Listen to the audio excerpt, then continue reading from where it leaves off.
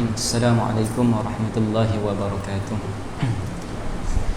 Alhamdulillah wassalatu wassalamu ala Rasulillah wa ala alihi wa sahbihi wa man tabi'ahum bi ihsanin ila yaumiddin. Amma ba'd. Alhamdulillah, kita bersyukur kepada Allah Taala yang bagi kita nikmat iman, nikmat Islam, yang bagi kita kesempatan masa lapang untuk kita berkumpul pada pagi ini. Kita berkumpul untuk kita mengaji, menuntut ilmu, mengenal Allah Subhanahu wa taala. Tuan-tuan, puan-puan, adik-adik, pelajar sekalian, insya-Allah bermula daripada pagi ini 8.30 lah sekarang, 8.30 kita akan membincangkan tentang sifat 20. Sifat 20 ni kitabnya dah banyak di alam Melayu ni. Dah banyak kitab-kitab yang dikarang oleh ulama kita berkenaan dengan sifat 20. Dan masyhur kita tahu bahwasanya sifat 20 ini asalnya adalah Imam Sanusi yang bawa. Maksudnya gaya tu, manhaj itu adalah manhaj Imam Sanusi. Tapi apa yang saya terangkan dalam kitab ni, insya-Allah, kalau tak semua pun setengah daripadanya mungkin tuan-tuan puan-puan tak jumpa dalam buku yang lain lah, perkara yang kita nak bincangkan dalam ni. Antaranya kita nak sebut siapakah yang mula-mula menerangkan akidah ahli sunnah wal jamaah menggunakan sistem sifat 20 ni. Imam Sanusi kita kenal, kita kata Imam Sanusi yang mulakan, tapi ternyata bukan Imam Sanusi orang yang mula-mula menggunakan sistem tu. Dah digunakan oleh guru kepada guru Imam Sanusi, itu kita akan sebut dalam ni.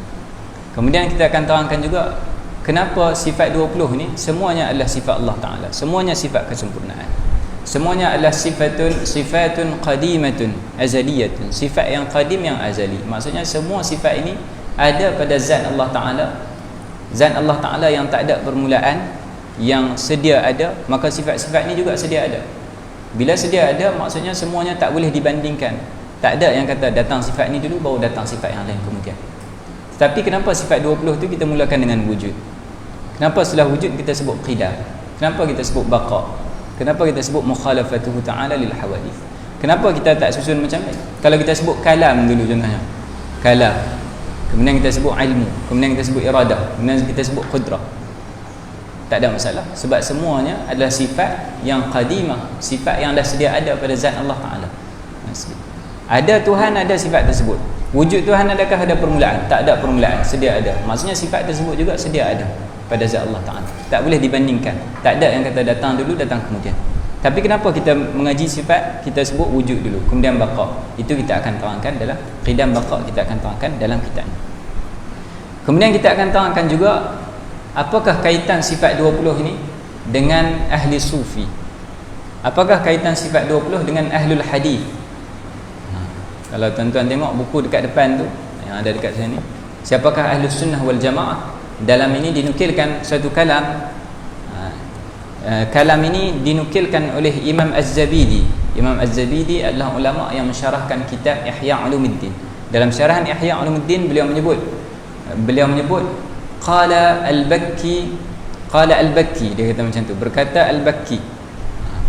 Ada sebahagian ulama, ada sebahagian cetakan menyebut qala as-Subki, tapi yang betulnya qala al-Bakki, bukan as-Subki.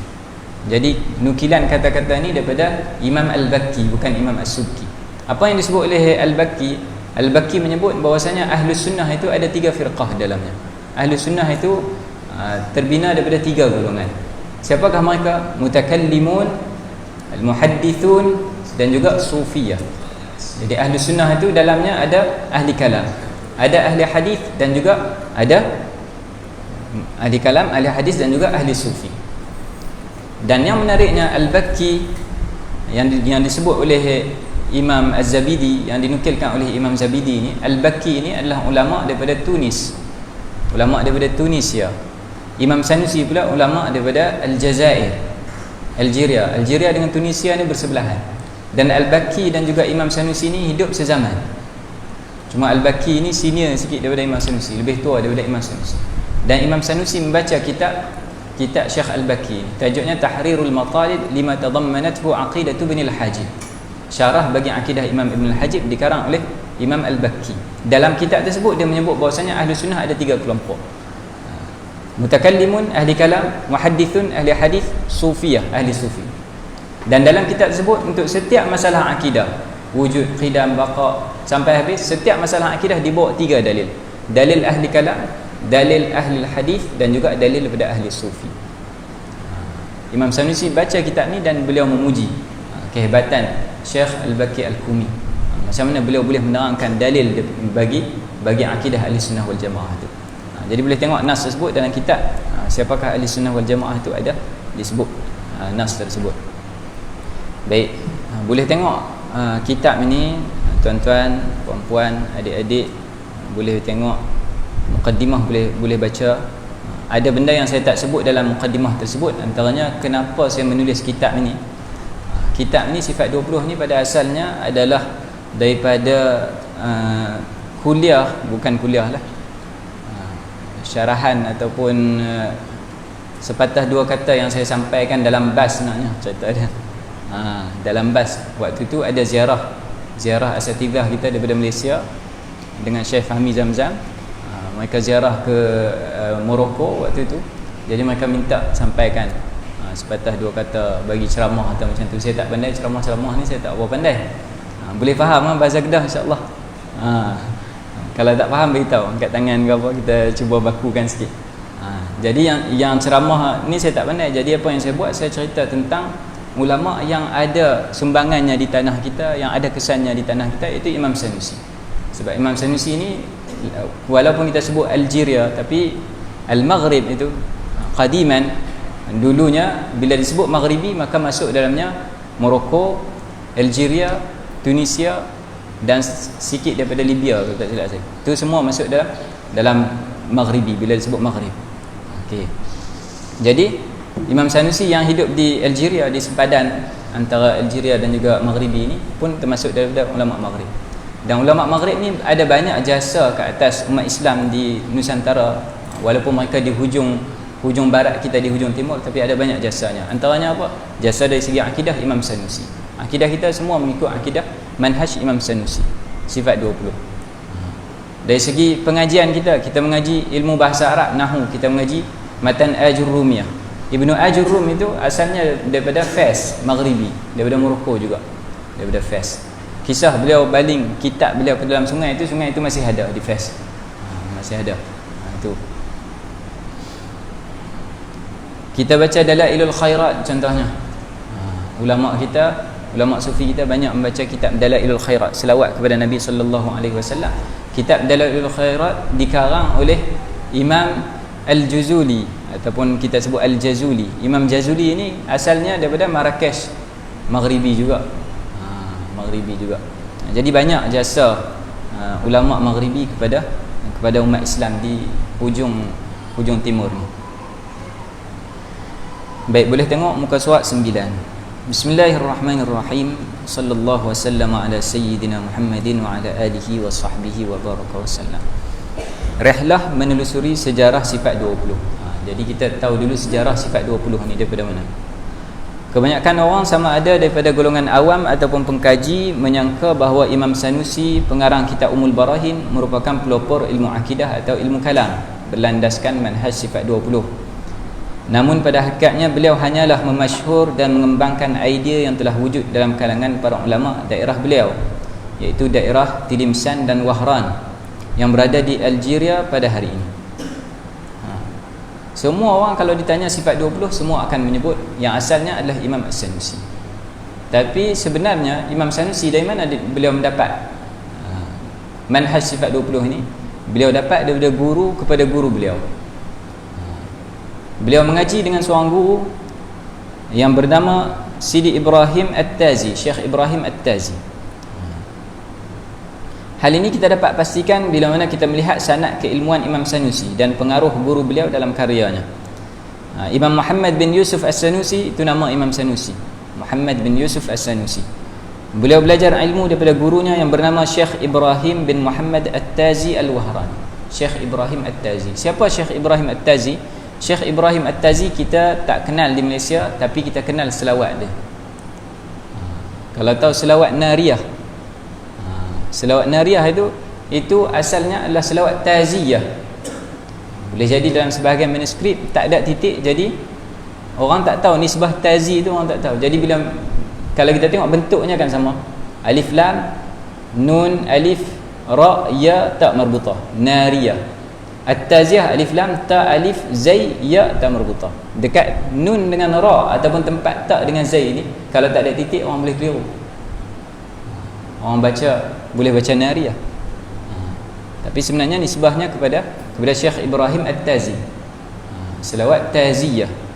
Kerana beliau yang mengarang selawat ni.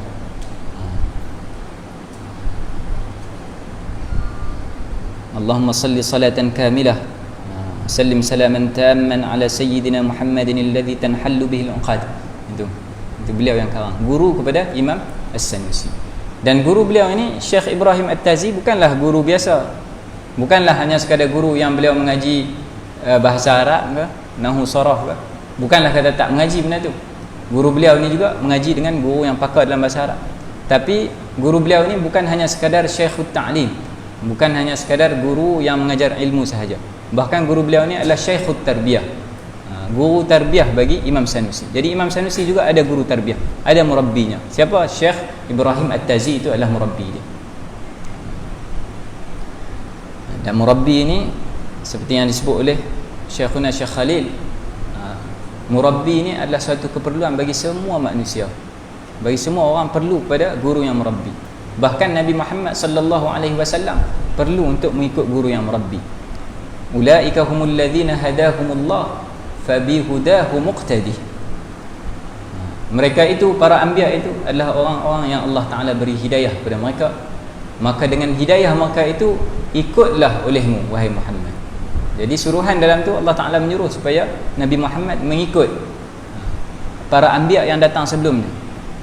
Perlu mengikut hidayah mereka, perlu mengikut irsyad mereka, perlu mengikut jalan tarbiyah mereka. Itu bagi Nabi sallallahu alaihi wasallam. Kita umat yang mengikut Nabi lebih-lebih perlu lagi untuk ada guru yang murabbi yang membimbing kita. Jadi Syekh Imam As-Sanusi mengikut gurunya Syekh Ibrahim At-Tazi. Dan Syekh Ibrahim At-Tazi mengaji dengan gurunya pula yang bernama Syekh Abu Abdullah Muhammad bin Umar Al-Hawwari. Abu Abdullah Muhammad bin Umar Al-Hawwari. Syekh Hawwari ni adalah guru tarikat bagi Sidi Ibrahim At-Tazi. Syekh Ibrahim At-Tazi ada tariqah dia namanya Tariqah At-Taziyah. Tariqah Taziyah. Dan Syekh Hawwari inilah yang mengarang sebuah risalah yang kecil dalam bidang akidah yang mengumpulkan dalil-dalil aqli, dalil akal bagi sifat yang wajib, mustahil dan harus bagi Allah Ta'ala. Jadi kitab inilah yang digunakan oleh Imam Sanusi sebagai panduan untuk beliau menyusun Ummul Barahin. Kalau kita tengok kitab ni, ada tak kitab ni? Ada. Dekat mana? Dekat belakang buku kita ni. Nanti kita akan baca insya-Allah. Muka surat 96 sampai habis. Itu adalah matan akidah Imam Hawwari, guru kepada guru Imam Sanusi. InsyaAllah kita akan baca matannya nanti. Okay. Kalau kita tengok kitab akidah yang dikarang oleh Syekh Hawwari ini dengan yang dikarang oleh Imam Sanusi, kita akan nampak sama. Hanya pada beberapa tempat saja ada perbezaannya. Okay. Cara Syekh Hawwari, beliau menyebut dalil bagi setiap masalah akidah. Wujud apa dalilnya, qidam apa dalilnya, baqa apa dalilnya. Kemudian setelah selesai baru dia sebut sifat yang wajib untuk mukallaf ketahui itu adalah 20 sifat. Wujud, qidam, baqa sampai habis. Imam Sanusi dia terbalikkan. Dia sebut dulu sifat yang wajib diketahui 20 sifat, wujud, qidam, baqa, kemudian baru didatangkan dalil satu persatu dalilnya. Hanya dari segi susunan. Dan satu lagi yang membezakan adalah Imam As-Sanusi menyebut perbahasan kalimah syahadah. Beliau menyebut tafsiran bagi kalimah syahadah. Ini perbahasan yang Imam Sanusi sendiri sebut dalam kitab beliau. Tak ada ulama yang membahaskan sebelum dia seperti ini. Macam mana beliau membahaskan bahawasanya semua masalah akidah itu berada dalam kalimah syahadah la ilaha illallah Muhammadur Rasulullah sallallahu alaihi wasallam. Dan Imam Sanusi juga ada cara yang tersendiri untuk berzikir dengan la ilaha illallah Muhammadur Rasulullah, dengan kalimah tauhid ini. Maksudnya zikir dia, wirid dia ada gaya wirid yang tersendiri. Ini disebut oleh sebahagian ulama bahwasanya Imam Sanusi berzikir la ilaha illallah itu, syahadah itu dia menyebut la ilaha illallah Muhammadur Rasulullah, kemudian dia sempurnakan dengan selawat. Kita biasanya kita sebut la ilaha illallah Muhammadur Rasulullah saja. Tapi kalau Imam Sanusi, la ilaha illallah Muhammadur Rasulullah sallallahu alaihi wasallam. La ilaha illallah Muhammadur Rasulullah sallallahu alaihi wasallam. Macam tu.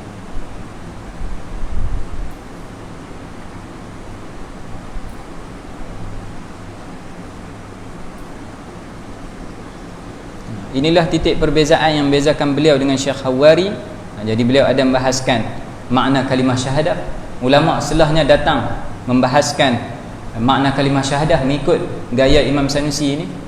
Antaranya kitab Khatimatus Sa'adah yang ditahqiq oleh Syekh Khalil Ilyas Al-Iraqi.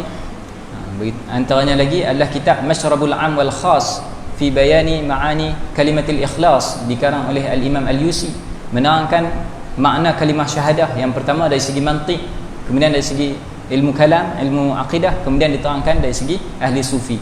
Macam mana nak memahami kalimah syahadah tersebut. Tengok perenggan yang bawah tu, muka surat 10.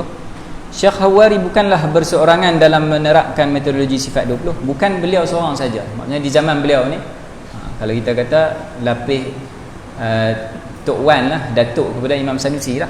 Sebab kalau kita kata Syekh Ibrahim At-Tazi macam bapa gurunya, Syekh Hawari adalah datuk dia lah.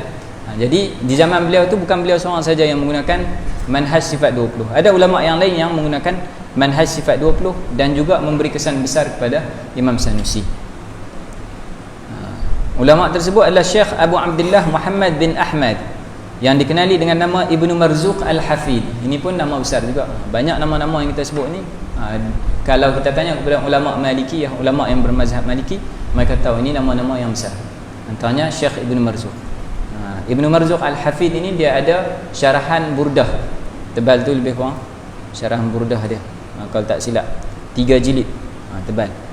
Dan itu adalah syarahan yang terbaik bagi kitab Burdah Imam Busiri. Syekh Ibnu Marzuq Al-Hafid juga merupakan salah seorang tokoh yang mendapat tempat di hati Imam Sanusi. Hal ini terbukti apabila Imam Sanusi menggunakan nama karya yang sama. Imam Sanusi menggunakan nama untuk kitab akidah beliau dengan nama yang sama diletakkan oleh Imam Ibnu Marzuq. Imam Sanusi, kitabnya yang kita pelajari di tanah Melayu ni, kita mengaji yang banyak, kita mengaji Ummul Barahin. Tapi beliau bukanlah mengarang satu kitab saja. Imam Sanusi ada banyak kitab beliau. Ummul Barahin ini antara yang paling ringkas dah, antara yang dah kecil dah. Okey, beliau kitab yang pertama beliau karang adalah Al-Kubra, Al-Aqidatul Kubra. Maksudnya akidah yang paling besar. Akidah yang paling besar tu tajuk dia, Al-Aqidatul Kubra. Kemudian syarah bagi Aqidah Kubra. Kemudian bila penuntut ilmu rasa susah kitab tersebut, beliau ringkaskan jadi Al-Aqidatul Wusta. Kemudian beliau syarahkan Aqidah Wusta. Kemudian diringkaskan lagi jadi Al-Aqidatul Sughra. Al-Aqidatul Sughra itu Ummul Barahin yang kita mengaji. Yang kita mengaji Ummul Barahin sifat 20 tu, itu Al-Aqidah As-Sughra, kitab akidah yang kecil. Kemudian beliau syarahkan. Kemudian beliau ringkaskan lagi jadi Sughra-Sughra. Jadi Sughra-Sughra. Ringkaskan lagi jadi Sughra-Sughra ataupun disebut sebagai Hafidah. Hafidah ni maksudnya cucu. Kitab yang paling kecil tu, Hafidah. Kemudian ada sebagian ulama sebut ada lagi kitab yang lebih ringkas, iaitu Al-Mufidah Lin Nisa'i Was-Sibyan. Kitab yang lebih kecil. Itu kalau kita tengok siri kitab yang sama, maknanya daripada kitab yang sama dikecilkan, disyarah, kecil syarah, kecil syarah, macam tu. Okey. Ada kitab yang lain, kitab akidah juga yang beliau karang, yang bukan dalam siri ni, bukan yang dalam berasal daripada kitab Kubra ni, daripada kitab yang lain. Antaranya adalah kitab Wasitatus Suluk. Wasitatus Suluk, Syarh Wasitatus Suluk. Wasitah Suluk itu adalah nazam akidah yang dikarang oleh murid beliau. Kemudian Imam Sanusi mensyarahkan nazam ini dengan nama Syarh Wasitatus Suluk. Yang menariknya, nazam ini, syarahan ini adalah antara kitab terakhir beliau. Jadi kalau kita betul nak faham mazhab Imam Sanusi dalam ilmu akidah, kita kena tengok kitab Wasitatus Suluk, Syarah Wasitatus Suluk. Itu dah dicetak di Tunisia. Kalau kita tengok tajuk kitab Imam Sanusi, beliau meletak tajuk Aqidatu Ahli Tauhid Al-Mukhrijatu bi'aunillahi min dhulumatil jahli wa ribqatit taqlid. Dan tajuk yang sama juga diletak oleh Syekh Ibnu Marzuq, Aqidatu Ahli Tauhid Al-Mukhrijatu min dhulumatit taqlid. Jadi beliau menggunakan tajuk yang sama. Di samping itu, risalah akidah Syekh Ibn Marzuq ini juga menitik beratkan dalil aqli dan burhani seperti yang terdapat dalam risalah Imam Al-Hawari. Okey. Baik, sebelum kita masuk lebih lanjut, di sini nak sebut suatu perkara yang mungkin kita jarang teliti, kita jarang ambil berat berkenaan perkara ni, iaitu berkenaan dengan ilmu al-aqidah, ilmu usuluddin dan juga ilmu al-kalam. Biasanya kita sebut ilmu usuluddin, ilmu akidah, ilmu kalam adalah ilmu yang sama. Tapi di sisi ulama ada perinciannya, ada perbezaan antara tiga ilmu ini.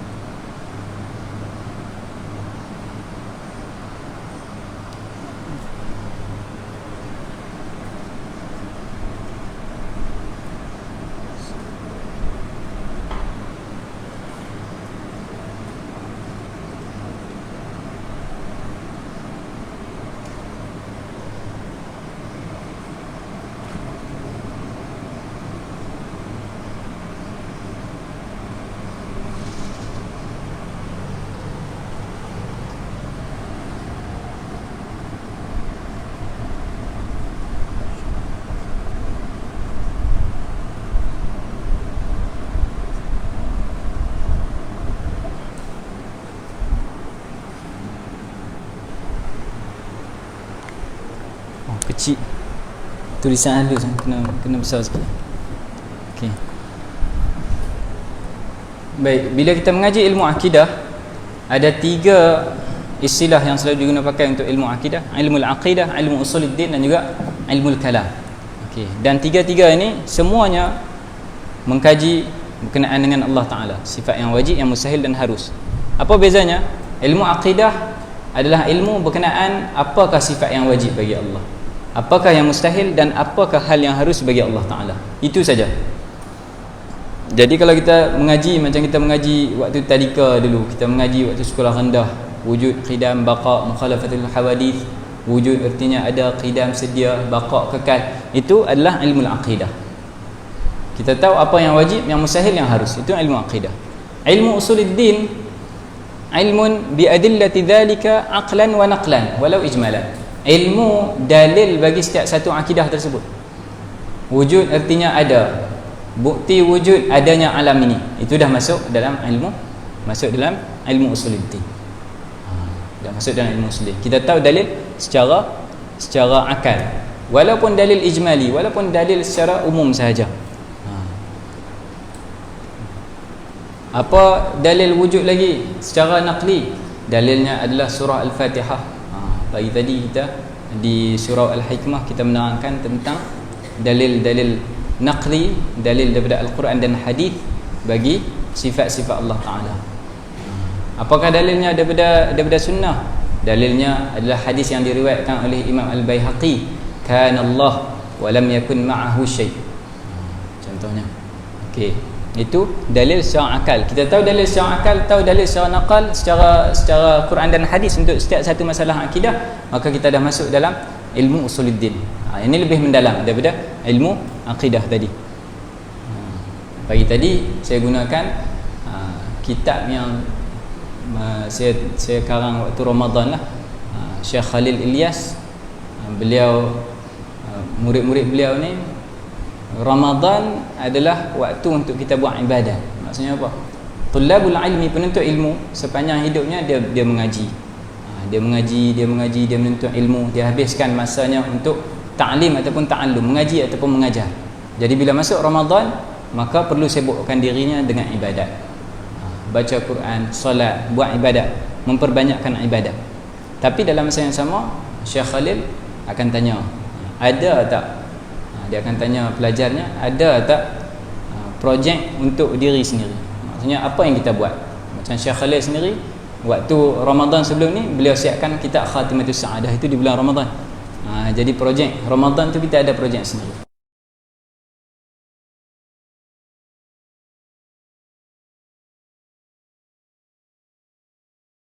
Tahun ni projek yang saya buat tu adalah kitab Sifat 20, tapi menerangkan dalilnya daripada Al-Quran dan Hadis.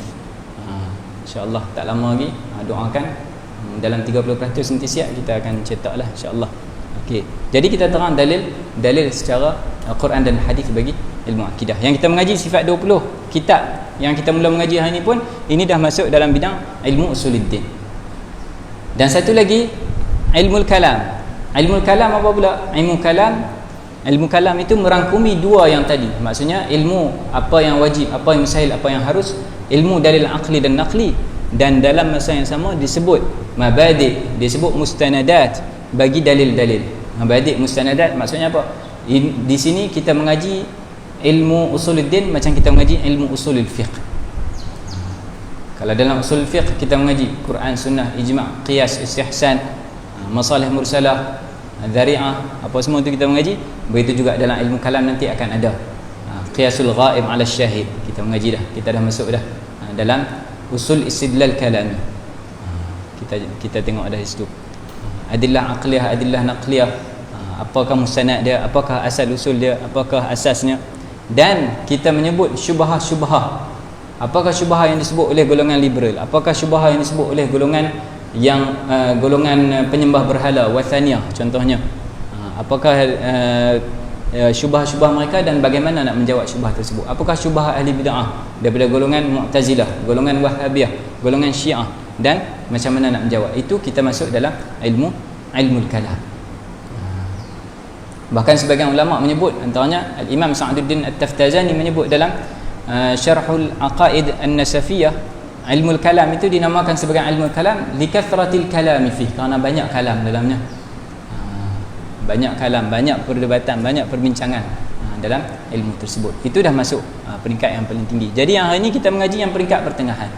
Sebelum ni kita mengaji daripada kita kecil sampai kita besar, kita hanya tahu sifat 20 saja. 20 sifat wujud, qidam, baqa, kita boleh terjemah satu persatu. Jadi hari ini kita tambah lagi. Kita tahu dalilnya, kita tahu sejarahnya, kita tahu asal usulnya, kaitannya dengan ulama dari kalangan ahli sufi, dari kalangan ahli hadis. Itu kita akan bincangkan dalam kitab ini. Ni di mana nak dapatkan perbahasan ini? Ini bukan saya reka-reka. Ini boleh tengok dalam Ta'rifu Ilmi Kalam, dalam muqaddimah yang ditulis oleh Syekh Nizar Hammadi, ahli akidah di Tunisia. Muqaddimah yang ditulis bagi kitab Ta'rif Ilmi Kalam Lid-Dawwani, oleh Imam Dawwani. Beliau ada cetak kitab Ta'rif Ilmi Kalam oleh Imam Dawwani. Dalam tu dekat muqaddimah beliau ada menyebut akan pembahasan ilmu akidah ini. Baik, tengok muka surat 12. Bismillahirrahmanirrahim. Manhaj sifat 20 adalah manhaj para sufi dan para wali. Ini mungkin kalau yang tak biasa mungkin agak terkejut lah.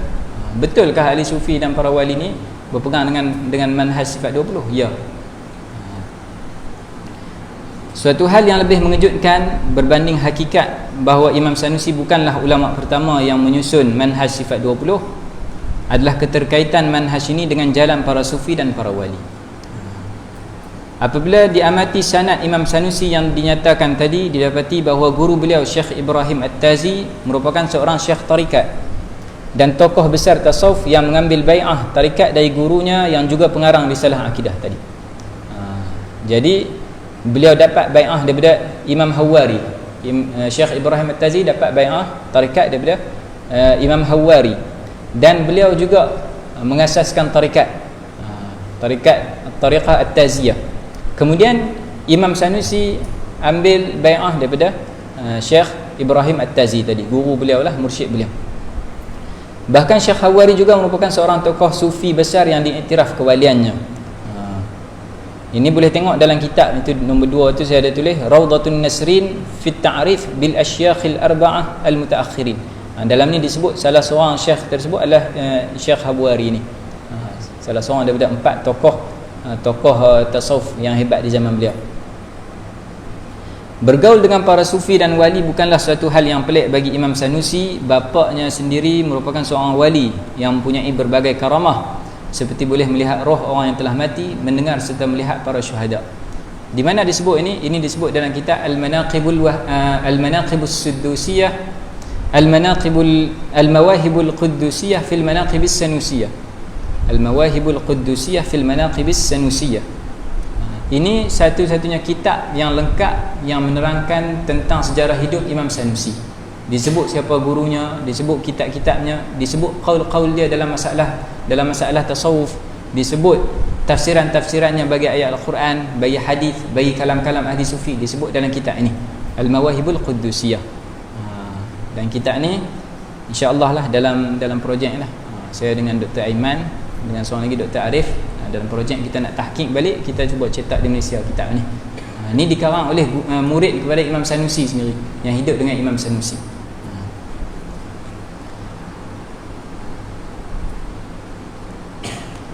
Imam Sanusi juga telah memakai khirqah sufiyah dari gurunya Syekh Ibrahim At-Tazi. Ini juga perkara yang hanya dilakukan oleh ahli sufi, memakai khirqah sufiyah. Apa itu khirqah sufiyah?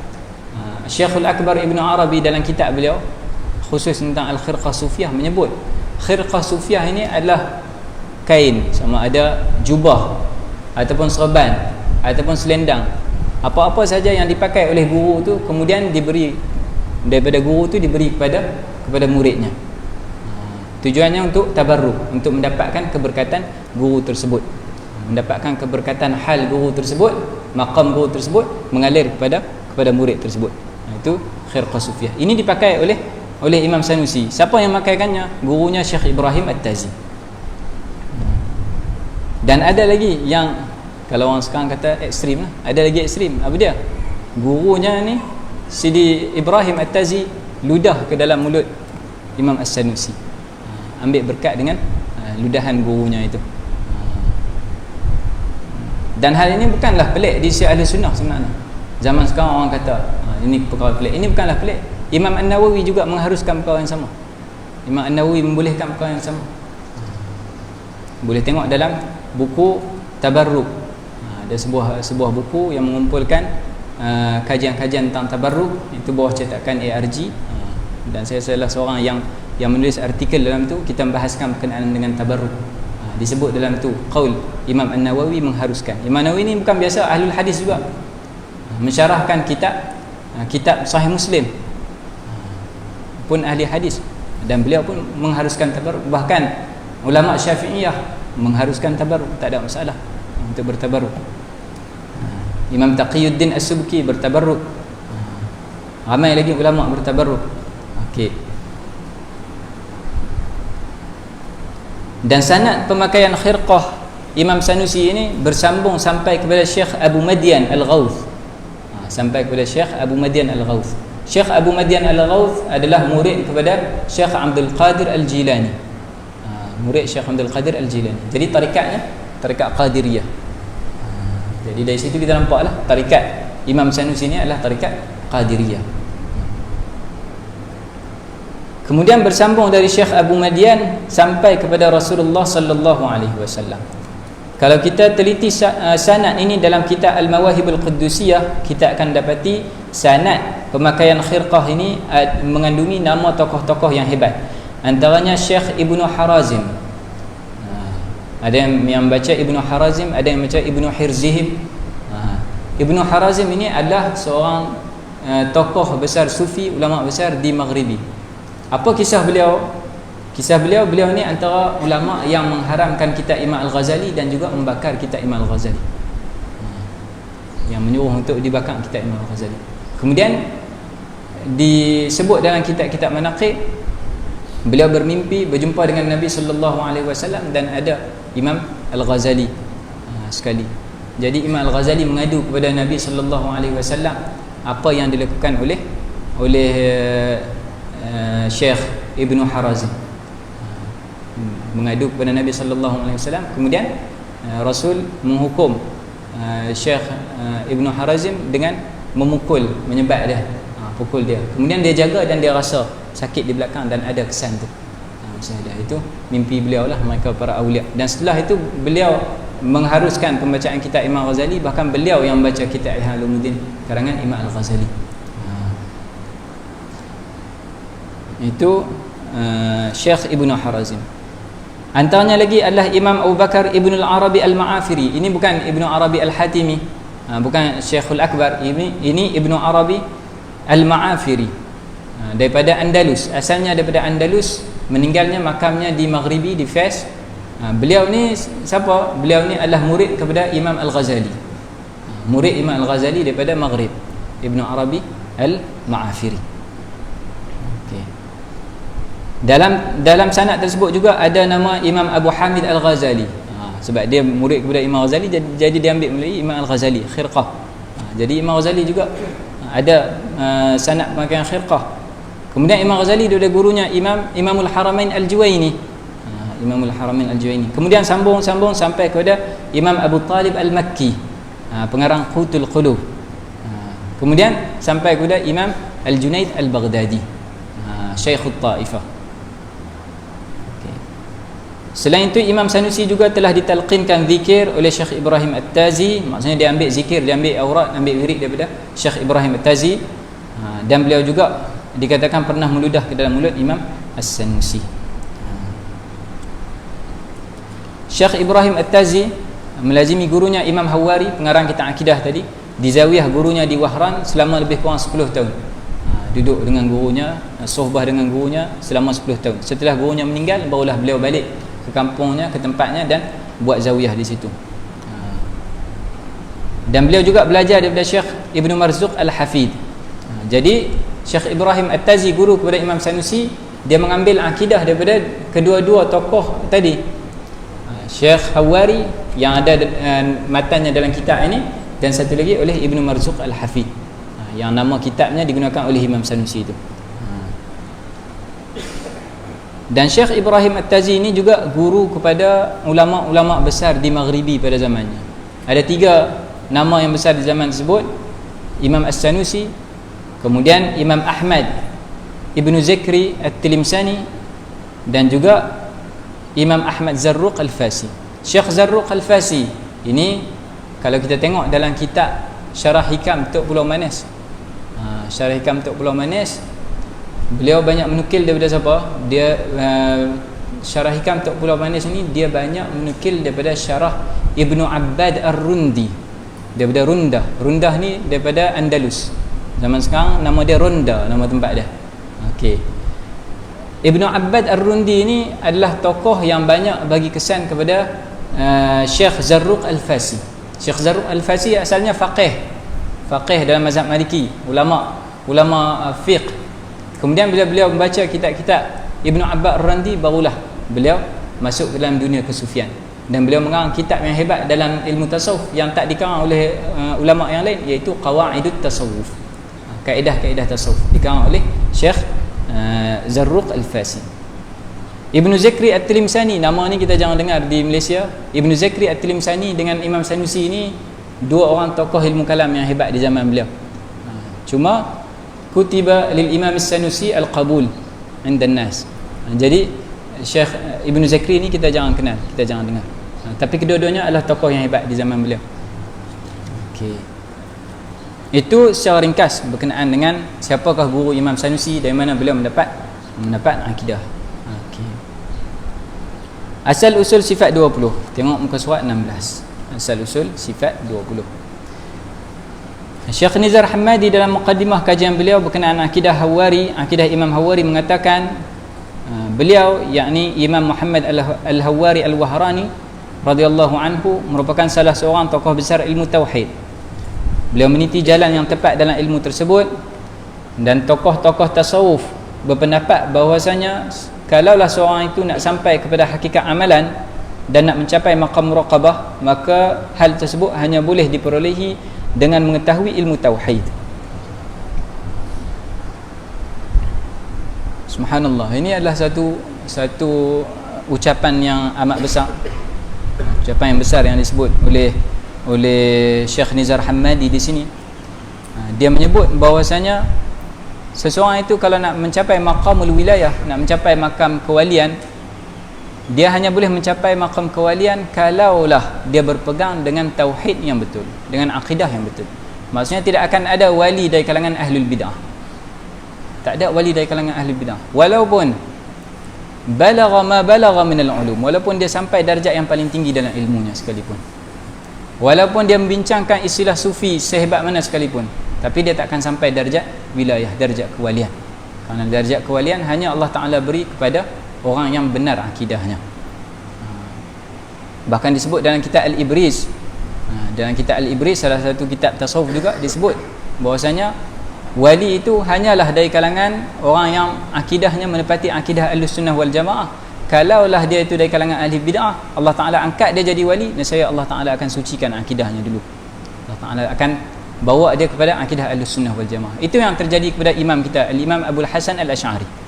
Imam Abul Hasan Al-Asy'ari hidupnya membesarnya dalam golongan Mu'tazilah. Beliau membesar menegakkan akidah Mu'tazilah, mengarang kitab dalam akidah Mu'tazilah, tapi akhirnya Allah Ta'ala bagi hidayah, beliau kembali kepada jalan Ahlussunnah wal Jamaah.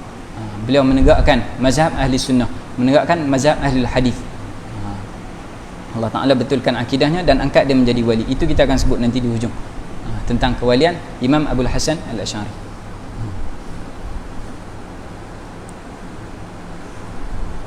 Antara kitab yang dihafal oleh Imam Hawari adalah kitab Al-Irsyad karangan Imam Al-Juwaini. Kitab Al-Irsyad ini adalah kitab akidah yang dikarang oleh Imam Juwaini, tebal dia lebih kurang macam ni. Kitab Al-Irsyad karangan Imam Juwaini. Okey. Dan kehebatan Imam Hawari ini sampai dikatakan kalaulah Imam Juwaini hidup di zaman beliau, nescaya Imam Juwaini akan terpegun dengan syarahan beliau bagi kitab Al-Irsyad. Seolah-olah Al-Irsyad itu dikarang oleh beliau sendiri. Sampai macam tu sekali. Jadi beliau banyak terkesan dengan kitab Al-Irsyad, dan Imam Sanusi juga terkesan dengan kitab Al-Irsyad. Kenapa? Kerana kitab Al-Kubra yang dikarang oleh Imam Sanusi, kita mengaji Ummul Barahin Sughra, asalnya daripada Wusta, asalnya daripada Sughra. Sughra tu asalnya daripada Kubra. Kubra tu asal daripada mana? Asalnya daripada kitab Al-Irsyad karangan Imam Al-Juwaini. Itu kalau kita tengok dari segi isi kandungannya.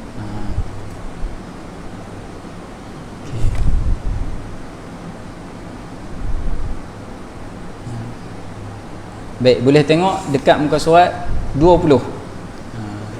Tengok dekat muka surat 20. Atas sekali itu As-Sughra. Okey, Sughra Sanusi ataupun Ummul Barahin. Ada dua jalan untuk kita tengok asal usul kitab ini. Yang pertama dari segi nama. Dari segi nama kita tengok kitabnya namanya Ummul Barahin. Ummul Barahin ini ada kesamaan dengan nama sebuah lagi kitab, iaitu Al-Burhaniyah. Kitab Al-Burhaniyah adalah kitab yang terkenal sebelum Imam Sanusi lahir. Jadi kita sekarang kita hidup, kita mengaji Ummul Barahin. Sebelum Imam Sanusi, apa kitab yang ulama mengaji? Kitabnya tajuknya Al-Burhaniyah. Al-Burhaniyah ni asal dari mana? Al-Burhaniyah ni asalnya daripada Luma'ul Adillah. Luma'ul Adillah karangan Imam Juwaini juga, ringkasan daripada Al-Irsyad. Jadi ada dua jalur di situ. Kalau kita tengok dari segi namanya ataupun kita tengok dari segi isi kandungan, Sughra daripada Wusta, Wusta daripada Kubra, Kubra daripada Al-Irsyad. Semua akan kembali kepada kitab Irsyad Imam Juwaini. Yang ni dia agak mengantuk sikit lah, akademik macam mengaji universiti pula. Banyak tu. Kita break. Kalau macam sebelum ni saya buat, kita baca setengah yang ni, baca sikit, kemudian kita masuk matan belakang, kemudian kita patah balik, baca macam tu supaya tak boring sangat. Ni dah macam mengaji kuliah usuluddin. Okay. Bukan kuliah ni, macam mengaji universiti lah. Okey. Irsyad dari mana? Irsyad ini adalah ringkasan daripada Asy-Syamil fi Usuluddin. Asy-Syamil fi Usuluddin karya Imam Juwaini juga. Asy-Syamil adalah ringkasan daripada Syarhul Luma'.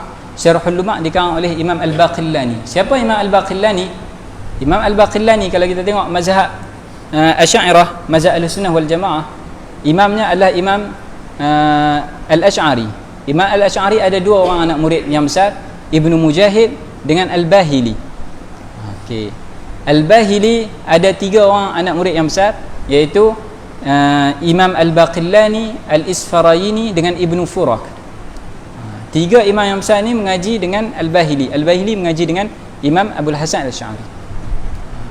Dan kalau kita tengok imam-imam ini pun ada nilai-nilai tasawuf dalam jiwa mereka. Antaranya disebut dalam Tabyin Kadhibil Muftari, disebut bila mana tiga imam yang besar ini, Al-Baqillani, Ibnu Furak, Al-Isfaraini, bila mengaji dengan Al-Bahili mengajar, dia letak tirai ni, letak ni, langsir ni dia letak depan dia. Jadi macam Al-Bahili duduk sebelah situ, murid-murid dia duduk sebelah sini, semua lelaki, tapi dia letak langsir. Jadi murid dia tanya, "Syekh, kenapa engkau letak langsir ni? Kenapa tutup? Kita semua lelaki je, kenapa ditutup macam tu?" Apa yang dijawab oleh gurunya? Gurunya kata, kalian berjalan di suk, kalian berjalan di pasar-pasar, kalian tengok macam-macam manusia, tengok maksiat, maksudnya tengok perkara-perkara yang tak elok. Mungkin tak tengok maksiat lah, tengok perkara yang tak elok. Dan aku tak nak mata aku ini melihat kepada mata yang tengok perkara yang tak elok. Sampai macam tu sekali gurunya Al-Bahili.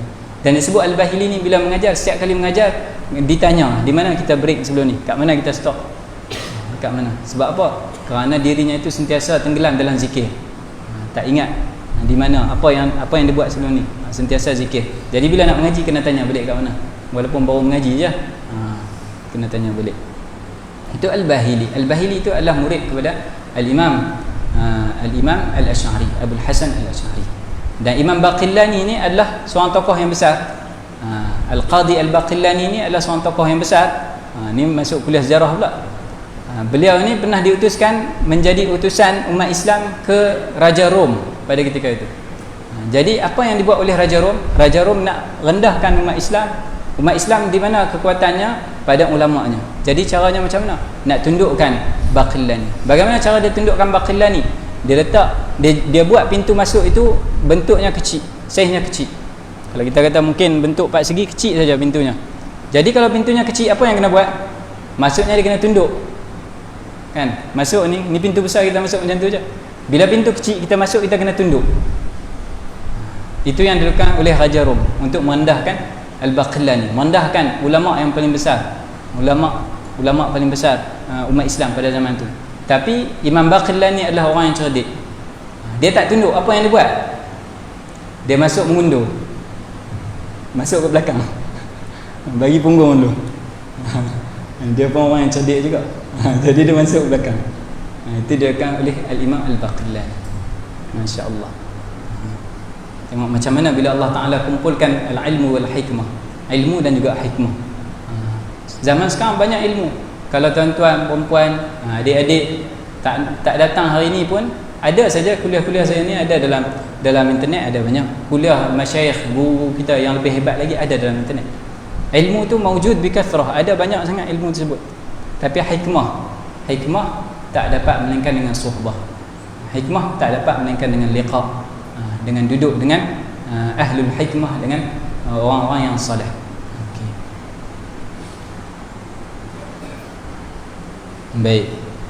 Ilmu kalam dan ahli hadis di Maghribi, yang ni kita akan baca setelah ni. Kita masuk ke belakang.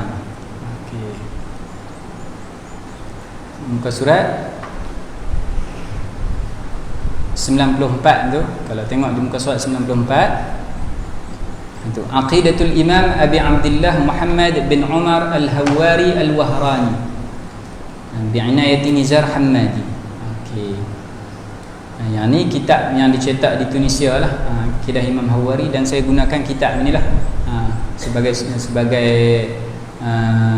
rujukan untuk menterjemahkan akidah Imam Hawari. Itu boleh tengok muka surat 95 tu, boleh tengok gambar manuskrip. Manuskrip ni adalah kitab bertulisan tangan. kitab bertulisan tangan. Zaman dulu tak ada mesin cetak ni, tak ada photostat apa, tak ada. Jadi apa yang dibuat, semua kitab tu ditulis dengan tangan. Sampai kepada kita tu ditulis dengan tangan. Itu kalau ditengok khat tu khat maghribi. Ini yang kajian yang saya buat di Morocco waktu master. Kajiannya kita baca, kita kaji kitab-kitab yang macam nilah. Cuba tengok Bismillahirrahmanirrahim. Yang muka surat pertama atas tu, Bismillahirrahmanirrahim. Sallallahu ala sayyidina wa maulana. Qala asy-syekhul faqih. Cuba tengok, qala dia, qaf dia titik satu dekat atas. Nampak? Kalau boleh tengok. Qala, qaf dia titik satu dekat atas. Qala asy-syekhul faqih. Itu lagi jelas. Fa dia titik satu dekat bawah. Qaf dia titik satu dekat atas. Kha dia berbeza dengan kha di tempat kita ni. Berbeza. Kalau kita baca Al-Quran dia pun sama. Dia tulis macam tu. Fa dia titik satu bawah, qaf dia titik satu atas. Kalau kita tak biasa, kita betul. Kita tambah titik, kita betul. Tak, itu memang kha dia. Tulisan dia macam tu. Okey, baik. Tengok muka surat 96. Matan Aqidah Imam Al-Hawari. Bismillahirrahmanirrahim. Wa sallallahu ala sayyidina wa maulana Muhammad. Dengan nama Allah yang Maha Pemurah lagi Maha Pengasihani, selawat Allah ke atas pemimpin dan penghulu kita Nabi Muhammad. Bismillahirrahmanirrahim. Allah alamun ala dzati alwajibil wujudi almuttasifi bi jami'il kamalat almunazzahi an jami'in naqais. Allah itu, bila kita sebut Allah, kita sebut Allah itu adalah nama khas bagi siapa? Bagi Tuhan yang wajibil wujud, yang wajib wujud. Apa makna wajib wujud? Makna wajib wujud maksudnya tak boleh menerima ketiadaan. Allah ada tak kemarin? Ada. 2 hari, 3 hari lepas ada tak? Ada. Sebulan lepas ada tak? Ada. Setahun lepas ada tak? Ada. 1000 tahun lepas ada. Waktu alam mula diciptakan ada tak? Sebelum tu ada tak? Ada tak ketika yang Allah Ta'ala tak ada? Tak ada. Sentiasa Allah Ta'ala ada. Wajib wujud. Sentiasa ada. Tak kisah waktu yang telah lalu, yang akan datang, sentiasa Allah Ta'ala ada. Wajib Allah Ta'ala ada. Jadi Allah itu adalah nama bagi Tuhan tersebut yang wajib ada. Al-muttasifi bi jami'il kamalat, yang bersifat dengan segala sifat kesempurnaan. Al-munazzahi an jami'in naqais wal afat, yang suci daripada semua kekurangan dan penyakit. Tak ada kekurangan, tak ada penyakit bagi Allah Ta'ala. Bismillahirrahmanirrahim. Ar-Rahman Ar-Rahim, 2 kalimat. Ini biasanya kita dengar ada orang yang mengatakan, Ahlus Sunnah wal Jamaah ni, Asy'ariyah, mengaji akidahnya tak cukup. Sebab apa? Mereka hanya bincangkan 20 sifat saja. Sedangkan disebut lagi mana perbincangan Tauhidul Asma'. Disebut Tauhidul Asma' tak ada, nama-nama Allah Ta'ala tak dibincangkan. Siapa yang kata kita tak bincangkan? Ulama kita membincangkan perkara tersebut. Kita baca ataupun tak baca. Dan mereka menyebut bahawasanya asas untuk memahami nama-nama Allah Ta'ala adalah dengan menguasai ilmu sifat 20 dahulu. Bila dia faham betul sifat 20, baru dia masuk kepada perbincangan asma' wa sifat. Siapa yang mensyarahkan asma' wa sifat dari kalangan ahli sunnah? Antaranya adalah Al-Imam Al-Ghazali dalam kitab Al-Maqsidul Asna fi Syarhi Al-Asma'il Husna. Beliau membincangkan. Antaranya lagi adalah Imam Ibnul Arabi Al-Ma'afiri, murid kepada Imam Ghazali. Beliau pun membincangkan syarah Asma'ul Husna.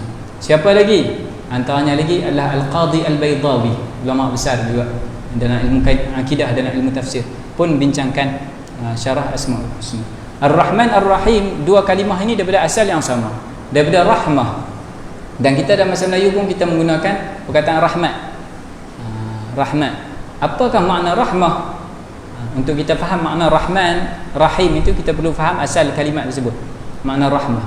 Rahmah maksudnya riqqatul qalb, lembut hati. Maksud rahmat itu adalah lembut hati. Orang yang ada rahmat, ada perasaan rahmat, dia adalah orang yang lembut hati. Tengok binatang dia kesian, tengok orang dia kesian. Orang yang lembut hati. Jadi makna rahmat tersebut, riqqatul qalbi, makna lembut hati itu menuntut agar orang yang bersifat dengan rahmat itu, yang pertama dia kena ada hati. Yang kedua, hatinya itu kena lembut. 2 perkara. Boleh tak Tuhan itu ada organ yang namanya hati? Boleh tak? Tuhan tu macam makhluk, ada sifat, ada yang kata hati? Tak boleh. Kemudian dah ada hati. Hati tu kena hati yang lemah, yang lembut. Tengok benda yang sedih sikit dia terasa hatinya, rasa sakit. Bolehkah rasa sakit bagi Tuhan? Tak boleh juga. Jadi makna rahmat itu tak boleh bagi Allah Ta'ala. Hakikatnya makna rahmat yang difahami secara bahasa itu tak boleh bagi Allah Ta'ala. Habis itu apakah makna rahmat yang boleh bagi Allah Ta'ala? Kalau kita tengok pada makhluk, makna rahmatnya adalah riqqatul qalbi, lembut hatinya. Apa yang jadi bila dia lembut hati? Bila dia lembut hati, dia akan tolong orang tersebut. Orang yang susah dia akan tolong. Tak boleh dia tengok orang dia rasa sedih. Kalau orang tu susah dia rasa sedih, dia nak tolong, dia nak bagi, dia bagi banyak-banyak pertolongan. Jadi lazim daripada memahami riqqatul qalbi ada makna al-in'am, bagi nikmat.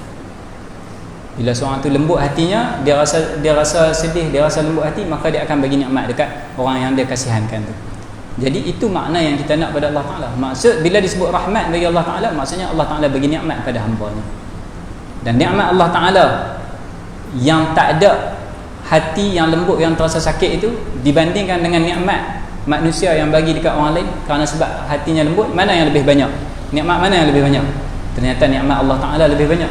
Kita walaupun kita rasa sedih, rasa sayu, rasa sakit hati kita bila kita tengok orang yang susah, tapi kita nikmat yang kita bagi banyak mana? Adakah kita pernah bagi sebiji rumah dekat orang?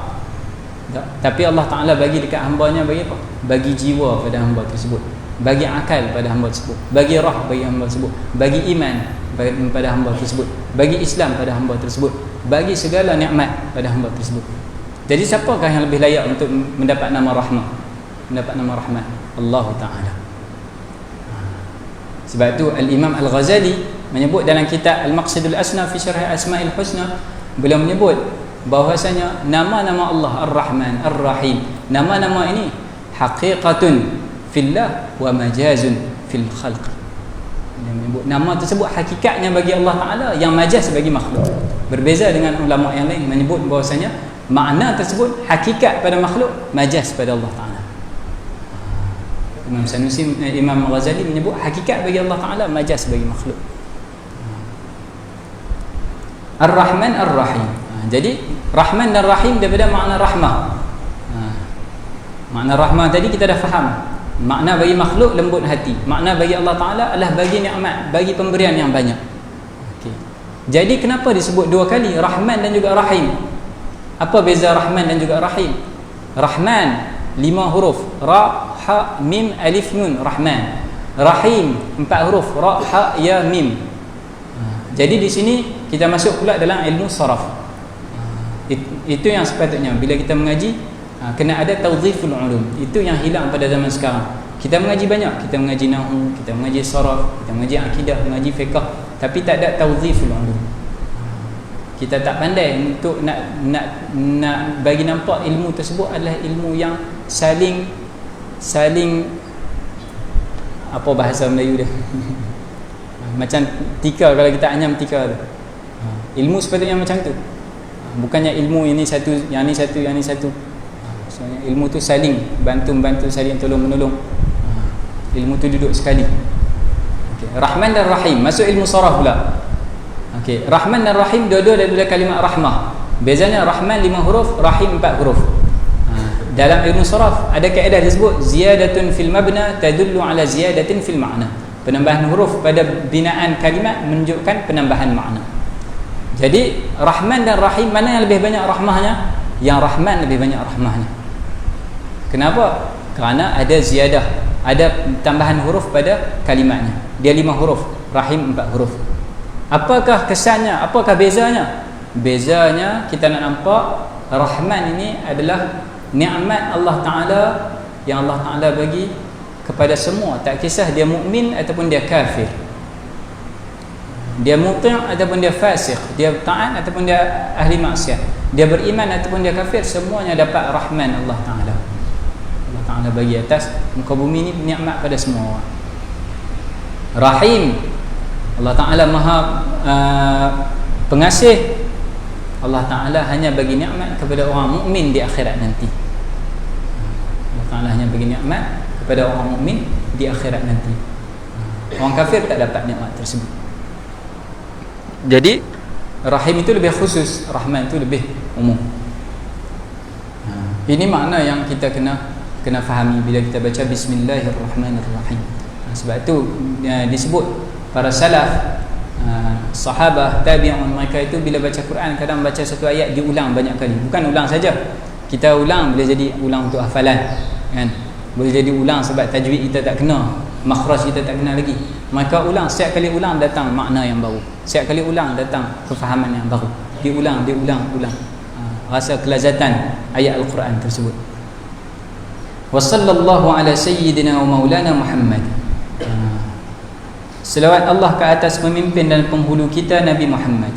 Ini kalaulah adik-adik, tuan-tuan, ibu-ibu, ayah-ayah, kalaulah jumpa dalam kitab baca disebut bismillah kemudian selawat, ini adalah tariqatul magharibah, cara ulama maghribi mengarang kitab. Mereka akan mulakan dengan bismillah kemudian disebut selawat. Tak sama kalau tempat lain, dia bukan gaya macam tu. Dia akan mula macam mana? Bismillah, alhamdulillah, wassalatu wassalamu ala rasulillah. Tapi kalau gaya maghrib, tariqah maghribiyah, mereka mengarang kitab bismillah kemudian disebut selawat. Kenapa? Kerana bismillah itu senilai macam disebut asyhadu an la ilaha illallah.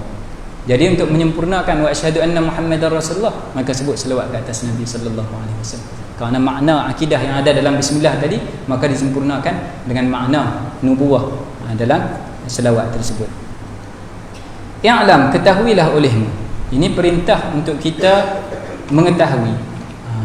Bukan mengetahui hanya sekadar tahu macam kita baca Facebook, macam kita baca buku macam tu. Tapi al-ilmu di sini adalah ma'rifatun an dalilin. Ma'rifatun jazimatun an dalilin. Ilmu di sini adalah pengetahuan yang pasti. Maksudnya tak boleh digugah lagi. Pengetahuan yang tak boleh digugah an dalilin, yang berdasarkan daripada dalil. Perlu ada dalil, perlu ada bukti.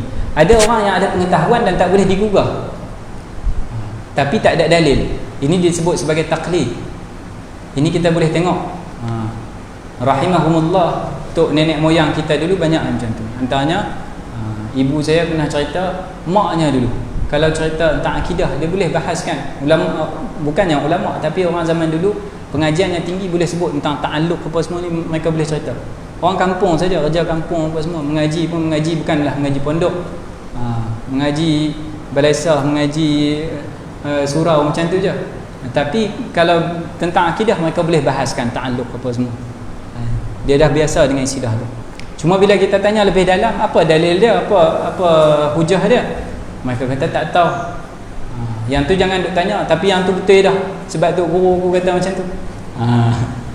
Yang ni dia ada ma'rifah, maksudnya pengetahuan yang betul, jazimah, tetap, pasti, teguh, tak boleh kita nak gugah lagi dah. Betul. Tapi laisat an dalilin, bukanlah berdasarkan daripada dalil. Bukanlah berdasarkan daripada dalil. Kejap.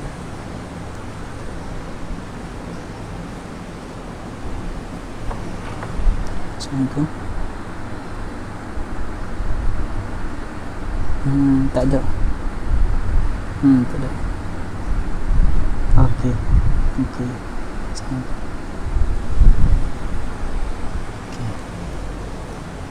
Jadi al-ilmu, bismillahirrahmanirrahim, sallallahu wasallam ala sayyidina Muhammadin wa ala alihi washabbihi wa baraka wasallam.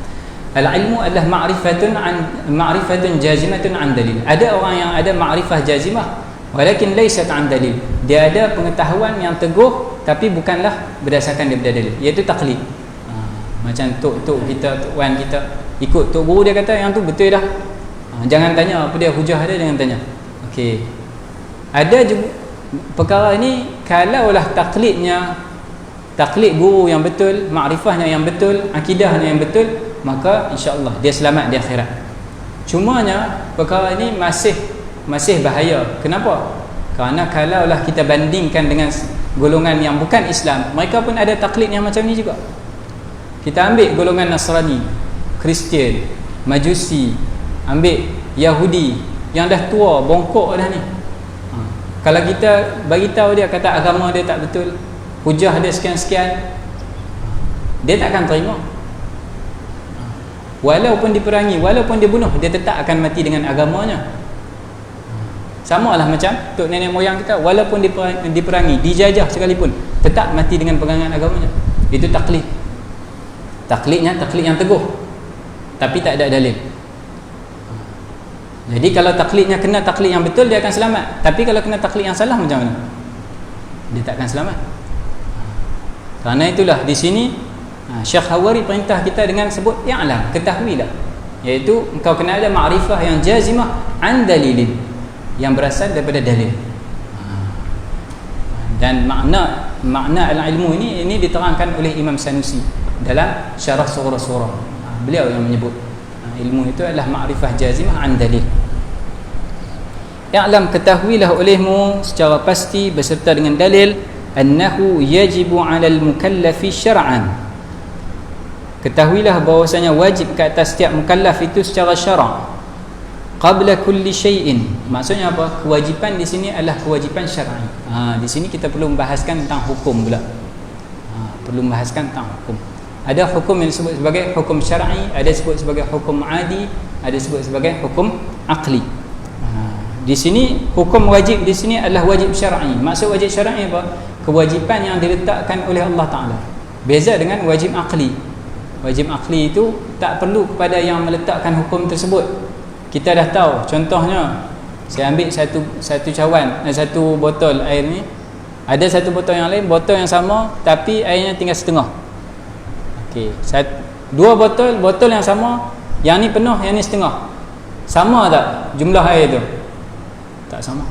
Ambil kek, satu kek, sebiji kek, satu setengah kek, kita bagi dekat anak kita, mumayyiz, tak baligh lagi, bagi dekat abang dia, bagi setengah, bagi dekat adik dia satu kap kek tu, bagi penuh. Bergaduh tak? Bergaduh sebab apa?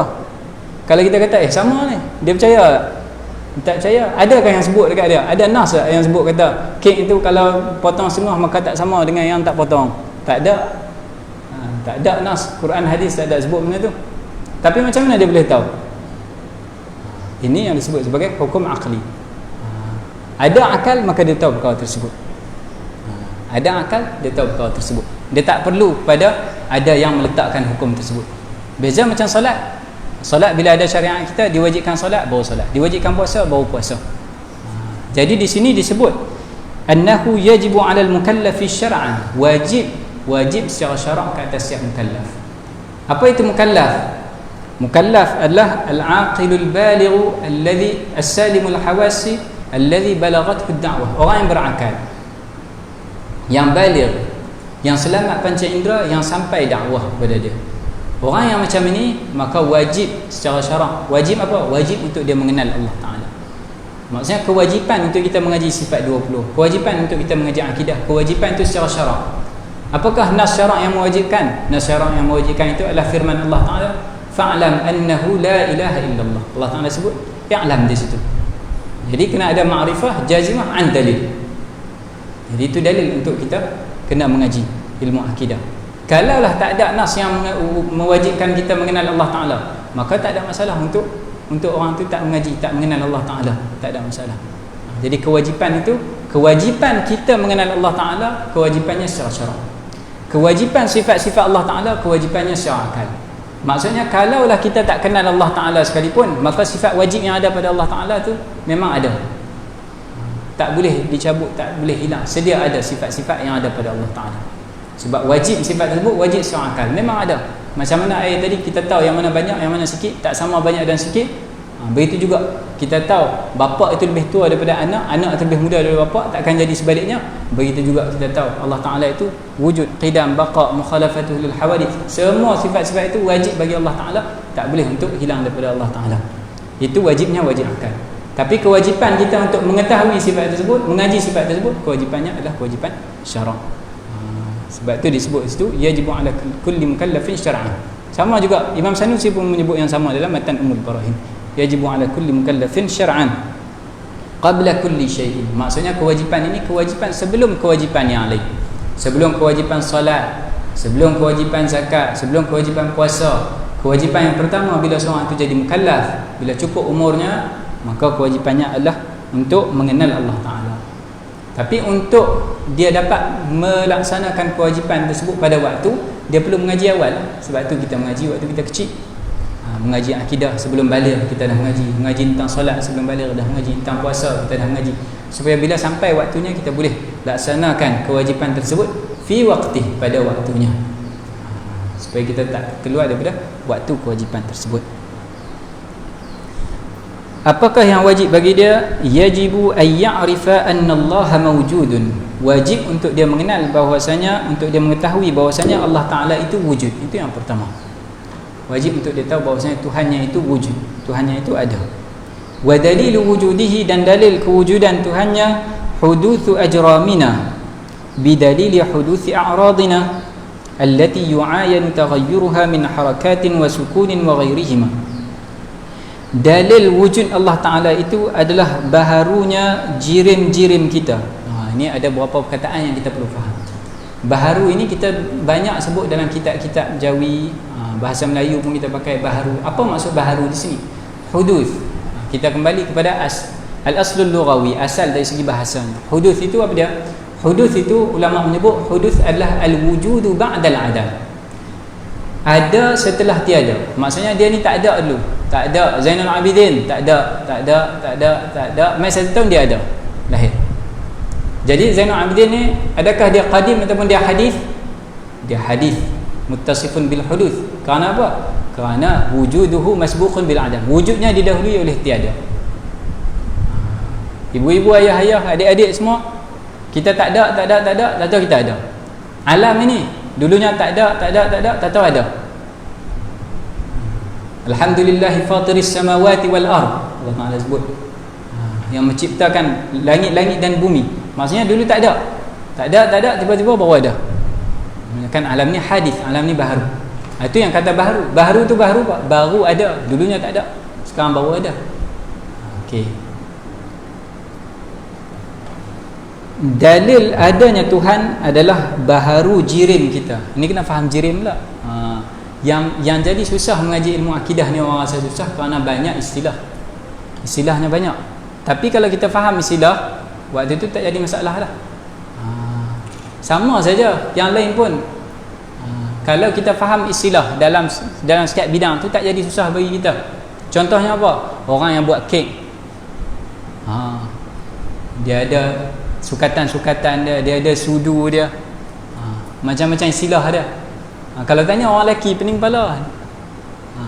Tapi orang perempuan tak jadi susah. Sebab apa? Sebab dia tahu istilah tersebut. Orang lelaki yang kerja kayu, dia ada istilah-istilah dia. Nak buat tanggaman-tanggaman dia, apa jenis, dia ada istilah dia. Tapi sebab mereka tahu istilah, mereka tahu, jadi tak jadi susah perkara tersebut. Begitu juga kita mengaji ilmu akidah. Bila kita tahu istilah, takkan jadi susah. Okey.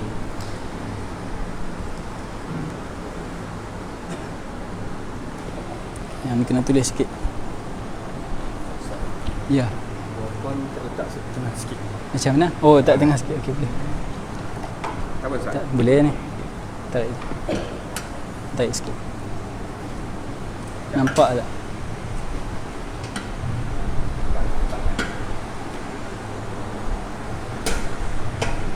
Okey. Pakai sikit. Tak pun tak ke Tekan sikit. ke belakang ataupun tarik ini ke depan. Boleh. Tarik ini ke depan boleh. Ustaz, nampak.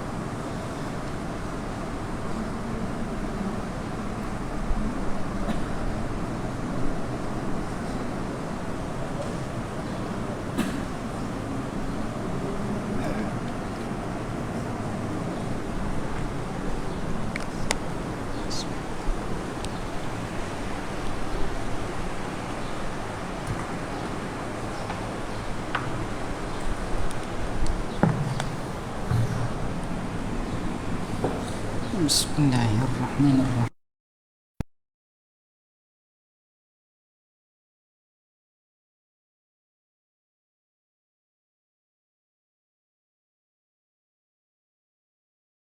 Kita mengaji di madrasah, di sekolah, di pondok kita mengaji, apakah dalil ada Allah Ta'ala adanya alam ini? Okey. Ada alam ini dari segi apa? Alam ini ada boleh membuktikan bahawasanya Allah Ta'ala itu wujud. Dari segi adanya alam ini didahului oleh tiada. Maksudnya dulunya tak ada, kemudian baru ada. Maksudnya bukti Tuhan itu ada adalah baharu alam ini. Bukan hanya sekadar ada, tapi adanya itu didahului dengan ketiadaan. Maksudnya wujudnya baru ada, baharu alam ini. Macam mana kita tahu baharu alam ini? Kerana alam ini terbina daripada dua. Satu disebut jirim, satu disebut sebagai arad. Jirim yang membentuk jisim. Jisim kita ni, diri kita, objek-objek fizikal ni terbina daripada jirim. Apa itu jirim? Jirim itu adalah unit yang paling kecil dalam setiap objek. Macam mana? Contohnya kita ambil meja ni, okey, kita potong sampai tinggal kecil. Okey. Ataupun kita ambil diri kita, ambil diri saya contohnya. Cuba kerat, potong sampai tinggal paling kecil apa dia? Sel. Potong lagi sel tu sampai tinggal kecil atom. Potong lagi atom tu sampai tinggal kecil. Unit yang paling kecil dah tak boleh nak dipotong dah. Yang paling kecil yang tak boleh nak dipotong, itu yang disebut sebagai jirim. Daripada jirim inilah terbina tubuh manusia, objek-objek fizikal ni daripada jirim. Jadi alam ni terbina daripada dua. Yang pertama jirim, yang kedua adalah arad. Arad ini adalah sifat yang ada pada jirim. Kita semua sama daripada darah dan daging, tapi apa yang membezakan kita? Sifat kita. Panjang, pendek, tinggi, rendah, cerah, gelap, semua itu adalah sifat. Sifat itu disebut arad. Disebut sebagai arad. Kenapa dimakan arad? Li'urudihi, kerana sifat itu baru ada pada makhluk. Apa bukti sifat itu baru ada? Kita ambil sifat yang paling umum, maksudnya sifat yang akan ada pada semua makhluk. Ulama sebut ada 4 perkara yang akan ada pada semua makhluk. Apa dia? Yang ni disebut sebagai al-akwanul arba'ah. Al-harakatu was-sukun, al-ijtima' wal-iftiraq. 4 perkara ini. Gerak dan diam. Semua benda yang ada dalam alam ni, sama ada dia bergerak ataupun dia diam. Boleh tak dia bergerak dan diam dalam satu masa? Tak boleh. Boleh tak dia tak bergerak dan dia tak diam dalam satu masa? Tak boleh juga. Jadi semua yang ada dalam alam ini, sama ada dia bergerak ataupun dia diam. Itu sifat dia. Sama ada ijtima' ataupun iftiraq. Dia berkumpul jadi jasad, jadi jisim, jadi objek yang besar. Iftiraq ataupun dia pecah, dia jadi satu jirim yang halus, dia kecil. Jadi itu 4 sifat yang akan ada pada semua makhluk. Macam mana kita nak buktikan alam ni baharu? Tengok nombor 1, saya tulis dekat harakah sukun, gerak dan diam. Kita tengok semua perkara sifatnya sama ada dia bergerak ataupun dia diam. Kalau bergerak bererti dia baru, berarti dia baharu. Sebab apa? Apa makna gerak dan diam? Itu dia masuk kelas falsafah pula. Kita ada sebut bergerak dan diam. Apa makna gerak dan diam? Kena faham makna gerak dan diam pula. Gerak itu adalah kaunus syai'i fi mahallaini fi anaini fi zamanaini fi makanaini fi anaini. Suatu perkara duduk pada 2 tempat pada 2 masa. Detik yang pertama dekat sini, detik kedua kat sini. Ni kira bergerak ni. Detik tu masalah kita boleh bahagi sekecil mana pun.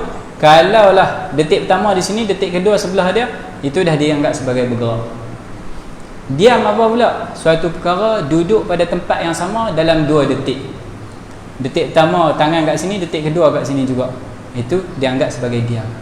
Satu lagi dianggap sebagai gerak. Itu gerak dan diam. Makna gerak dan makna diam. Semua perkara yang ada dalam alam ni sama ada dia bergerak ataupun dia diam. Kalau dia bergerak, maksudnya dia adalah perkara yang baharu. Sebab apa? Asalnya dia di sini, sekarang dia dah di sini. Maknanya ada benda yang baharu yang berlaku dekat dia. Baru ada, tadi tak ada kat sini, sekarang dah ada kat sini. Jadi benda yang bergerak, semua benda yang bergerak adalah benda yang baharu. Tak ada benda yang qadim yang bergerak. Habis itu macam mana kalau dia diam? Kita bayangkan dia macam seketul batu, dia diam duduk situ daripada zaman dulu lagi tak bergerak. Bolehkah dia jadi qadim? Tak ada permulaan. Tak boleh. Yang ni complicated sikit. Yang ni susah sikit nak terang. Tapi tak boleh. Sebab apa? Sebab gerak dan diam itu adalah 2 benda yang berlawanan.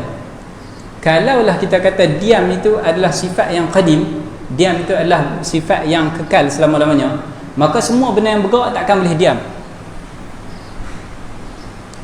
Sebab apa? Sifat yang qadim maksudnya dia tak ada permulaan. Kalau dia diam, dia dah diam sejak sedia ada. Kalaulah kita katakan diam ini adalah sifat yang qadim, maka semua benda yang bergerak takkan boleh diam. Kita duduk bergerak, kita tidur bergerak, kita tak boleh duduk diam. Sekarang boleh tak kalau kita duduk diam? Boleh, tak ada masalah duduk diam. Menunjukkan bahawasanya gerak dan diam ni dua benda yang berlawanan. Gerak kita buktikan gerak itu baharu, maka diam pun jadi baharu juga. Gerak dan diam adalah arat sifat nombor satu. Sifat yang sentiasa melazimi jirim. Arat yang sentiasa melazimi jirim. Maksudnya dia melazimi semua objek-objek yang ada dalam alam ini. Alam tadi kita kata sama ada dia arat ataupun dia jauhar ataupun jirim. Bila mana sifatnya baharu dan alam ni tak boleh terbayang. Tak boleh kita bayang alam yang tak bergerak, tak diam. Tak boleh kita bayang objek dalam alam yang tak bergerak, tak diam. Menunjukkan bahawasanya semua objek dalam alam ni ada sifat yang baharu. Kalau sifatnya baharu dan dia tak boleh wujud tanpa ada sifat tersebut, tanpa ada sifat gerak dan diam, berarti dia pun baharu juga. Bila ada sifat dia baru dia boleh ada sekali. Sifatnya baharu, maka dia pun baharu juga, baru ada. Dari situ kita dah buktikan bahawasanya alam ni baharu.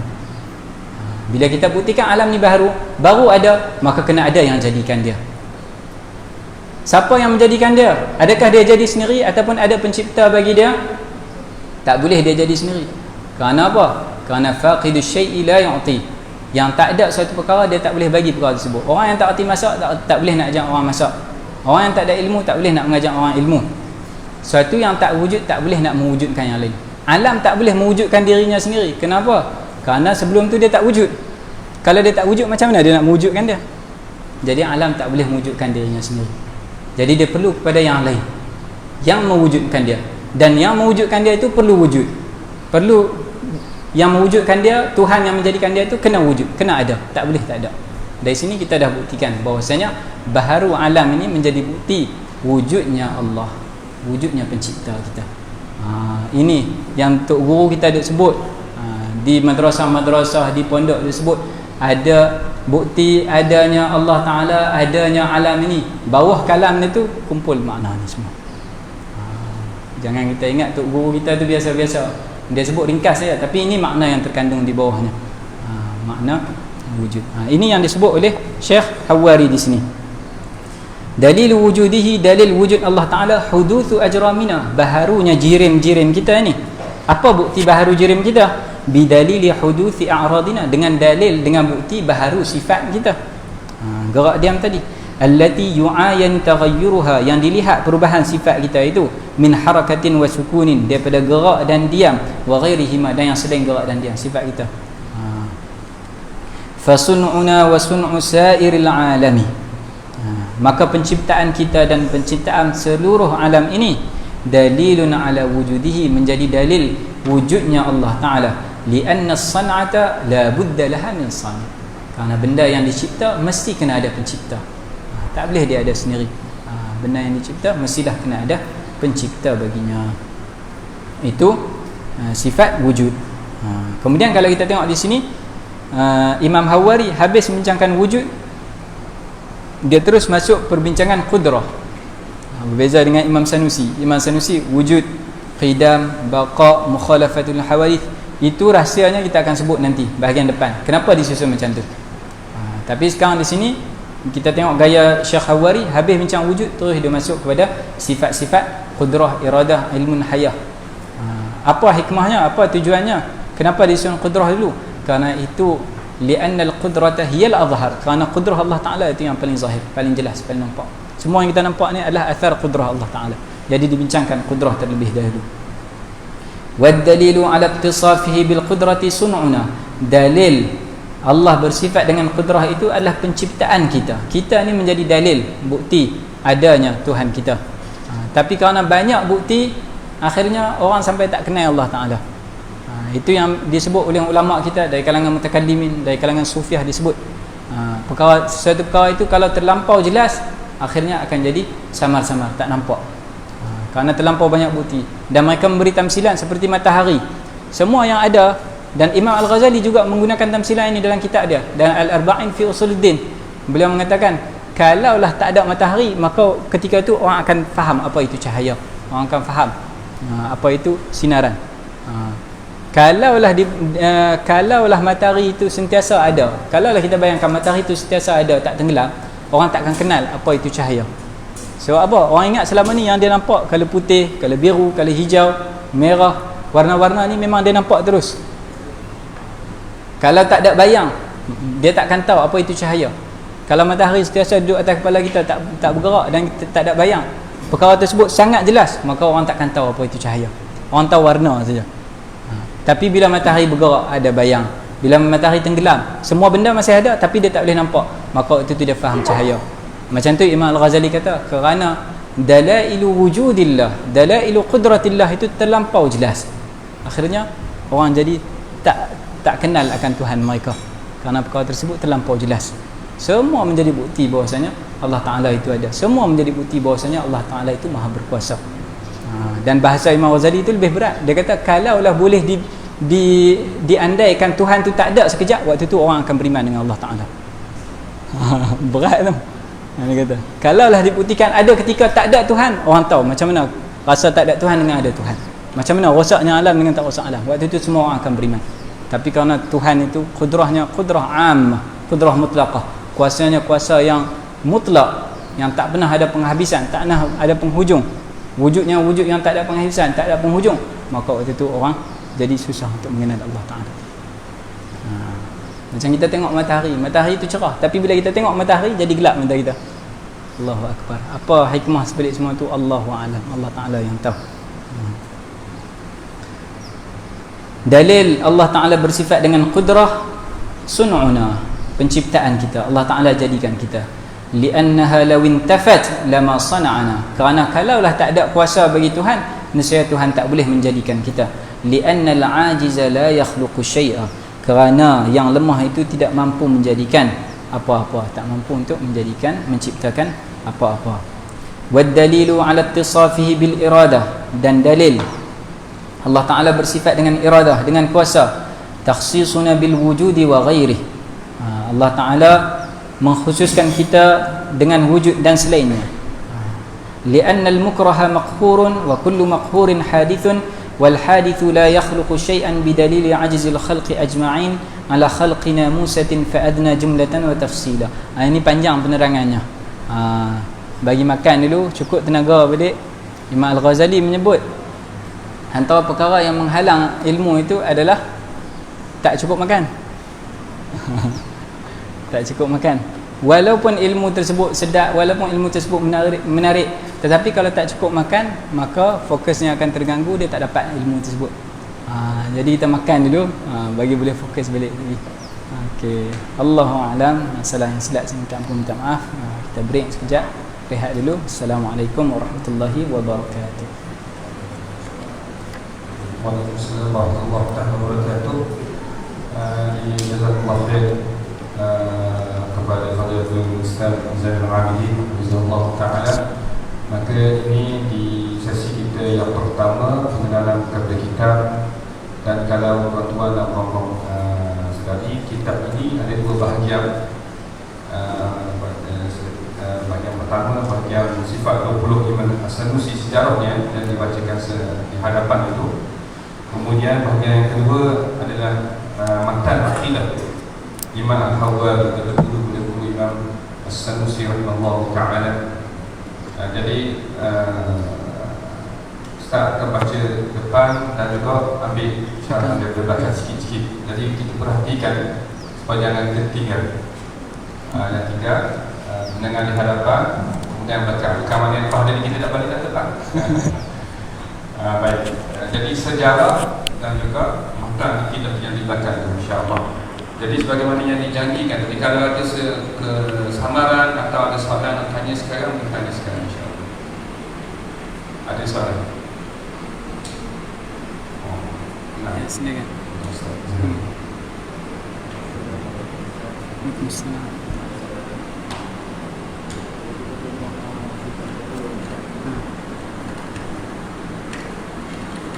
Assalamualaikum warahmatullahi wabarakatuh.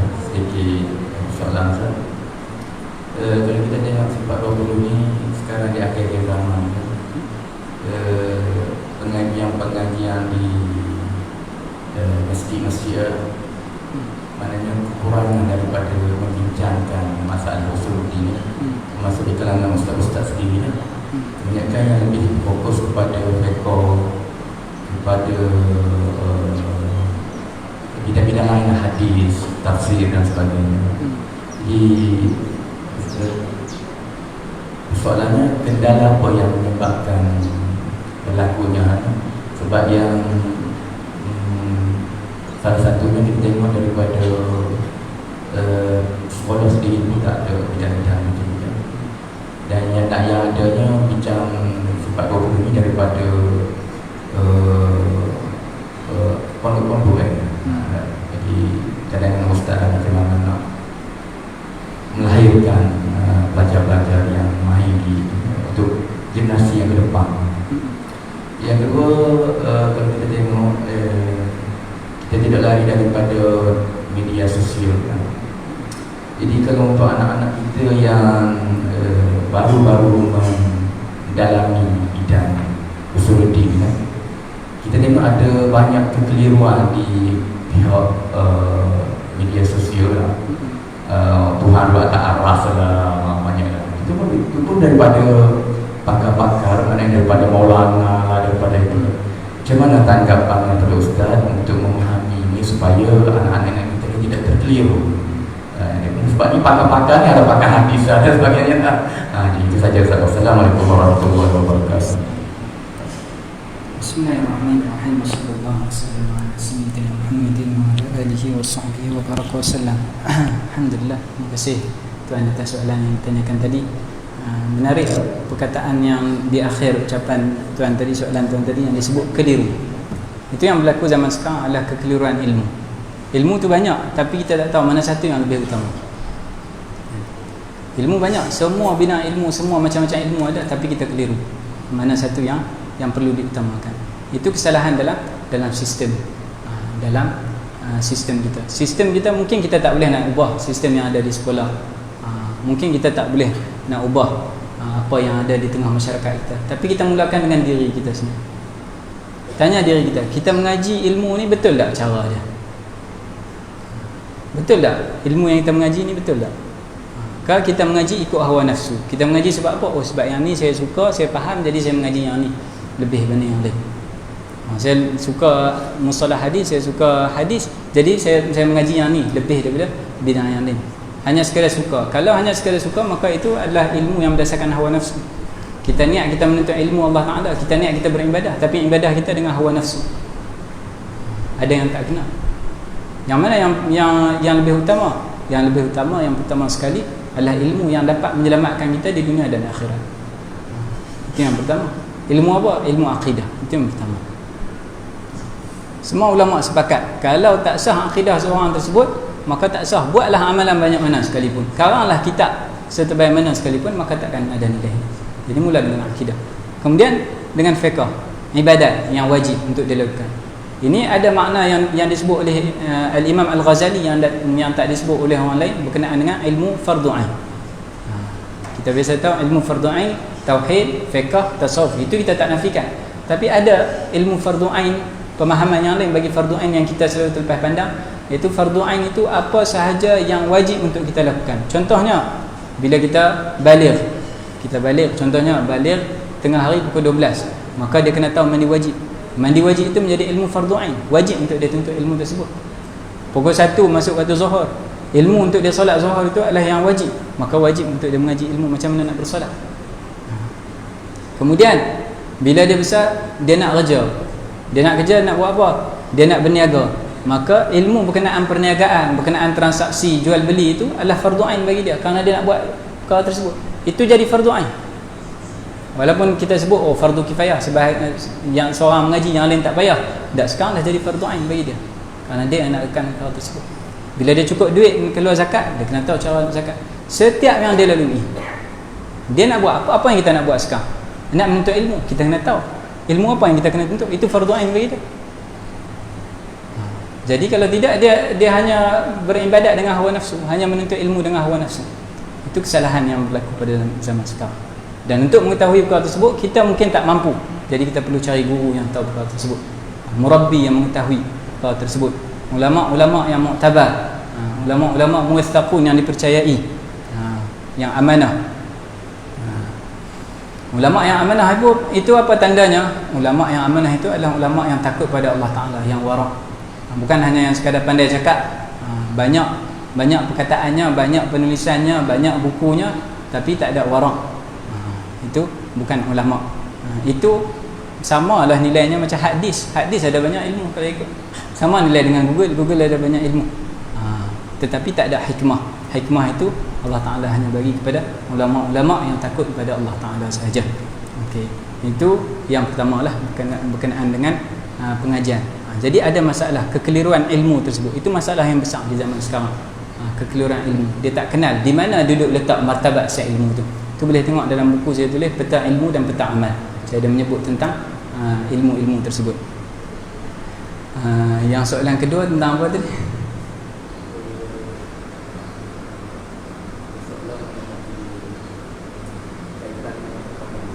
Oh, okey. Baik. Kekeliruan dalam media sosial. Okey. Yang dalam media sosial. Baik. Seperti mana kita sebut tadi, kekeliruan menuntut ilmu. Bila kita salah dalam menuntut ilmu, maka bila kita sampai pada satu ketika orang menyebut kita alim, orang menyebut kita ulama, orang sebut kita maulana, orang sebut kita baba, orang sebut kita ustaz, waktu itu pun berlaku kekeliruan juga. Sebab cara kita tuntut ilmu keliru. Setiap ilmu ini ada hudud dia. Setiap ilmu ini ada batasan dia.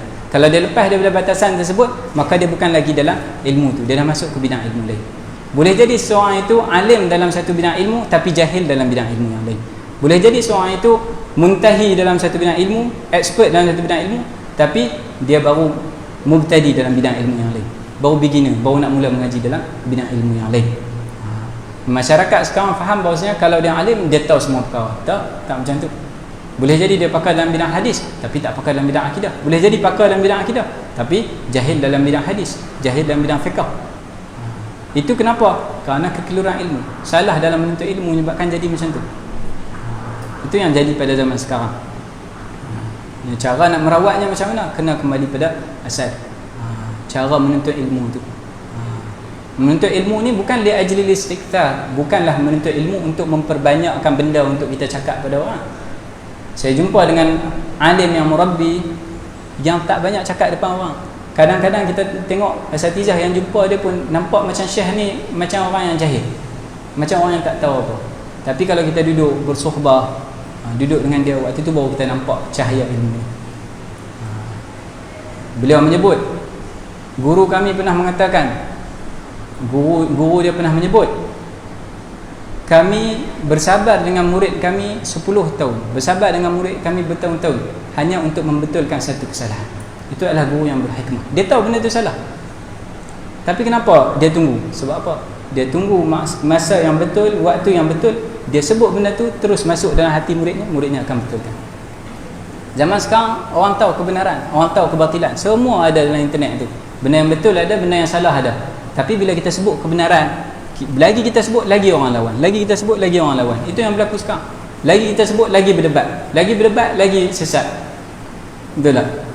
Kerana apa? Kerana kita tak ada hikmah tersebut. Kita tak tahu bilakah waktu yang sesuai untuk menyebut tu. Ilmu ini umpama mutiara, dan mutiara tu tak layak diletak pada tengkok-tengkok khinzir, tak layak untuk diletak pada tengkok anjing dan babi. Jangan kita bagi ilmu tu pada tempat yang tak layak bagi dia. Itulah secara ringkas yang saya dapat jawab untuk soalan tersebut. Wallahu a'lam. Ada satu soalan lagi. Ya.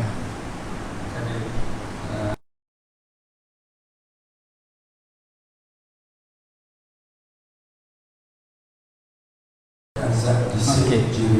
Baik. Terima kasih atas soalan tersebut. Jisim, jirim, zat. Arad, sifat. Okey, makna. Okey. Satu perbahasan jirim, jisim, zat. Satu perbahasan arad, sifat, makna. Okey. Kita faham jirim dengan jisim dulu. Jirim tadi saya dah sebut dah. Jirim juga disebut jauhar. Ada istilah yang lain disebut jauhar. Okey.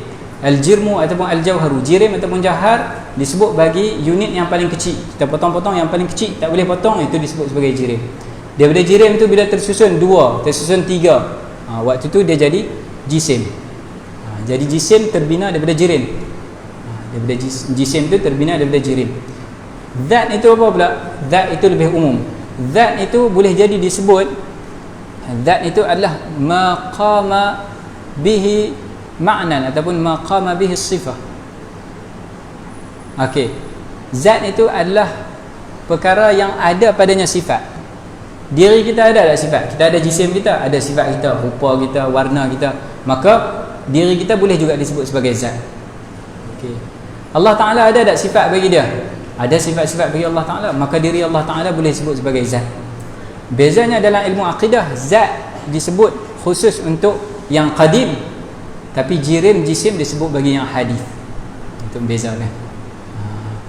Kemudian kita masuk pula arad, sifat dan makna.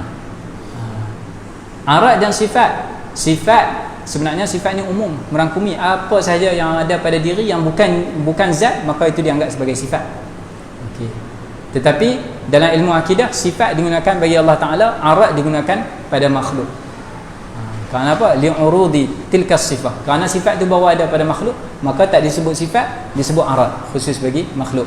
Bagi zat Allah Ta'ala disebut sifat, yang qadim, yang kekal. Makna tu salah satu daripada cabang sifat. Nanti kita akan masuk sifatul ma'ani, nanti kita akan bincangkan lebih detail lah berkenaan hal tersebut. Allahu a'lam.